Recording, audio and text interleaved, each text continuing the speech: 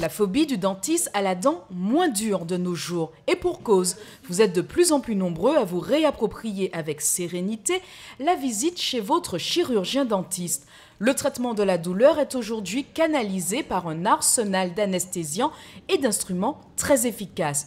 Pour beaucoup, un bon dentiste est un fin psychologue qui saura désarmer les frayeurs. Bon, tout est expliqué, on voit bien que les appareils ont changé, on n'a pas aussi... En fait, on n'a pas mal pour certaines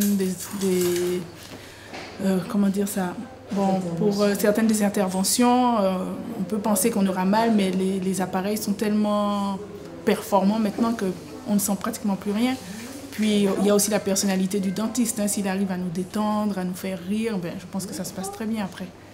Tout en optimisant le travail dans le cabinet dentaire, le praticien crée une atmosphère plus agréable pour ses patients, mais surtout plus sécurisante en termes sanitaires. Plutôt psy du sourire que roi de la torture, le dentiste en 2011 est avant tout un allié qui vous veut du bien. Ouvrez grand la bouche, votre chirurgien dentiste vous écoute et vous permet de mieux embrasser la vie. On ne parle plus maintenant de chirurgie dentaire, mais de médecine bucco-dentaire. Les nouveaux matériels dentaires permettent notamment des soins maintenant quasiment sans douleur. Avant, la douleur était toujours liée aux soins dentaires. Ce n'est plus le cas maintenant. Les techniques permettent des soins vraiment tout à fait abordables à la clientèle. Et surtout, le chirurgien dentiste a une fonction maintenant dans l'esthétique des patients.